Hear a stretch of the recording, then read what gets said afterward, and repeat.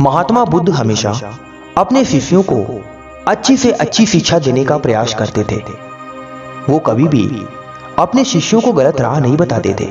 वो हमेशा अपने शिष्यों को अच्छी शिक्षा ही दिया करते थे, जिससे उनसे शिष्य बड़े ही प्रसन्न रहते थे और हमेशा अच्छे मार्ग पे चला करते थे, जिसकी वजह से दूर दूर से शिष्य आकर महात्मा बुद्ध से शिक्षा ग्रहण किया करते थे। एक दिन उनके आश्रम में एक नया शिष्य आता है। शिष्य का स्वागत महात्मा बुद्ध बहुत अच्छे से करते हैं।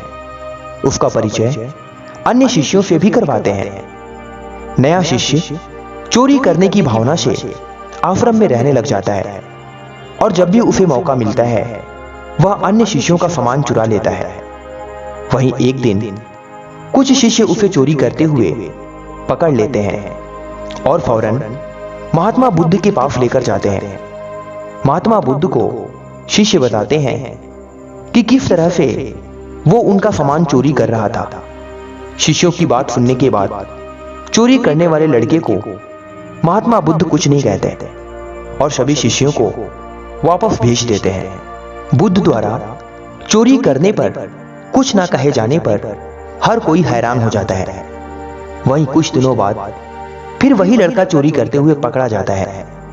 फिर से अन्य शिष्य उसको महात्मा बुद्ध के पास लेकर जाते हैं और महात्मा बुद्ध से चोरी की शिकायत करते हैं। बुद्ध एक बार फिर से उसे कुछ नहीं कहते और ऐसे ही छोड़ देते हैं। संत द्वारा चोरी करने वाले लड़के को आश्रम से न निकाले जाने पर अन्य शिष्य नाराज हो जाते हैं और अपनी नाराजगी जाहिर करते हैं। तब महात्मा बुद्ध शिष्यों को समझाते हैं कि वह लड़का इस आश्रम में नया है और बुरी आदत में फंसा हुआ है।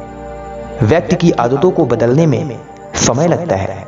इससे पहले यह जहां रहता था वहां से इसने चोरी करना सीखा है। इस आश्रम में अच्छी बातें पढ़ाई और सिखाई जाती हैं और एक दिन यह लड़का भी अच्छा ज्ञान हासिल करने के बाद सुधर जाएगा। अगर मैं उसको आश्रम से निकाल दूंगा तो वह चोरी करना नहीं छोड़ेगा तथा कहीं और जाकर चोरी करने लग जाएगा। लेकिन अगर मैं उसे इस आश्रम में रहने दूंगा तो वह तुम लोगों के साथ रहकर सुधर जाएगा।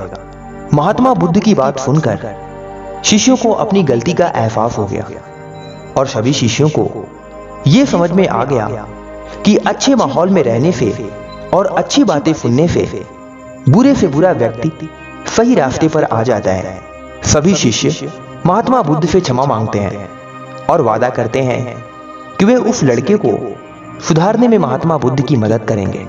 एक बार फिर महात्मा बुद्ध अपने शिष्यों को समझाते हुए कहते हैं, जिन लोगों के अंदर बुरी आदतें होती हैं उन्हें सजा देने की जगह अच्छा ज्ञान दें ताकि वो सुधर जाए और एक बेहतर इंसान बन पाए। कहते हैं जिस इंसान, जीव, प्राणी या व्यक्ति की जैसी प्रवृत्ति होती है वह अपने जीवन में वैसा ही व्यवहार करता है।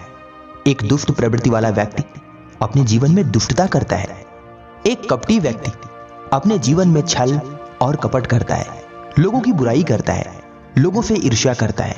किंतु एक अच्छा व्यक्ति हमेशा दूसरों के साथ अच्छाई से पेश आता है। मनुष्य की जैसी आदत होती है मनुष्य वैसा ही बन जाता है, यानी जैसी आपकी नीति वैसा आपका निर्माण।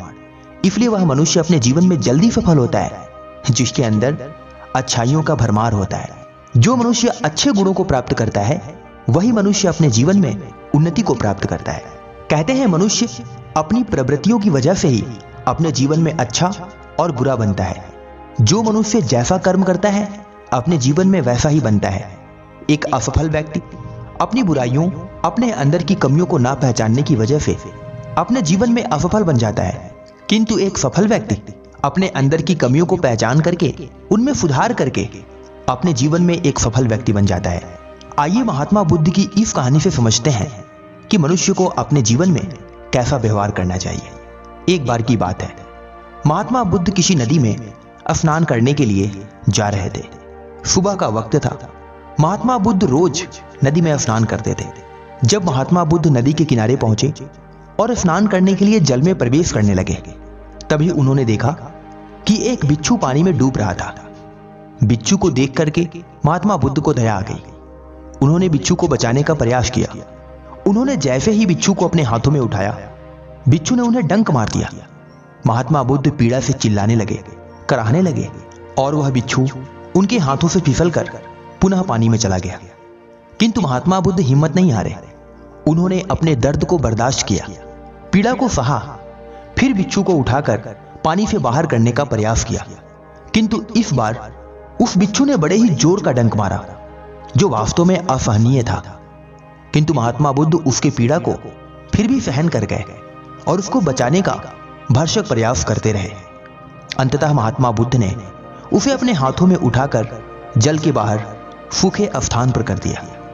यह सारा दृश्य एक खड़ा व्यक्ति देख रहा था। वह व्यक्ति महात्मा बुद्ध के पास आया और बोला, हे महात्मन, ये आपके कार्य को देख करके मैं बड़ा ही आश्चर्य था।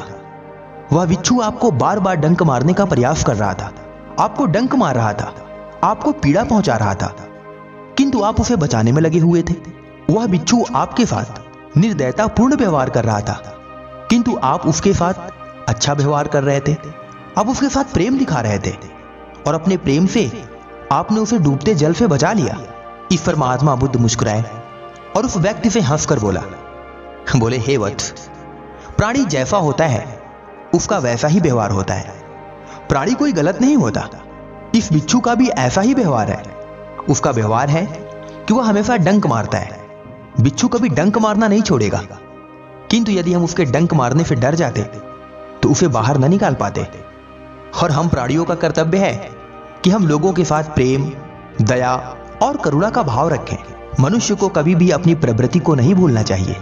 सुनो वत्स, यहां पर बिच्छू की कोई गलती नहीं थी। बिच्छू अपना कार्य कर रहा था और मैं अपना कार्य कर रहा था। बिच्छू अपने कार्य में सफल हुआ और मैं अपने कार्य में। महात्मा बुद्ध की इस बात को सुनकर वह व्यक्ति और भी आश्चर्य में पड़ गया। बोला, हे नाथ, आप जैसा देव और आप जैसा इंसान मैंने कभी नहीं देखा। आप धन्य हैं प्रभु, आपसे मैंने बहुत बड़ी सीख सीखी।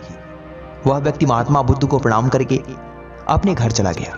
प्रिय साथियों, हमारे जीवन में भी कभी कभी ऐसा ही होता है। कभी कभी हमारे जीवन में दुष्ट लोगों से पाला पड़ जाता है, जिससे हम उनके साथ दुष्टता का व्यवहार करने लग जाते हैं। हम भी उनके जैसे दुष्ट बन जाते हैं। एक बार सोच कर देखिए साथियों, अगर कोई व्यक्ति आपके साथ गलत करे और आप भी उसके साथ गलत करें, तो आप में और उसमें क्या फर्क रह जाएगा? तब तो आप भी वैसे ही बन जाएंगे। अतः हे मेरे प्रिय बंधुओं, भाइयों, जो भी इस वीडियो को देख रहा है, आप सभी से सविनय निवेदन है कि आप लोग अपने जीवन में कभी भी मानवता के धर्म को ना खोएं। हमेशा अपने अंदर दया भाव को बनाए रखें। तभी मनुष्य अपने जीवन में अग्रसर हो पाएगा और अपने जीवन में एक सफल मार्ग को प्राप्त कर पाएगा। आशा करते हैं वीडियो आपको पसंद आई होगी। तो चलिए फिर मिलते हैं अगली वीडियो में एक नई कहानी के साथ। तब तक के लिए अपना ख्याल रखें।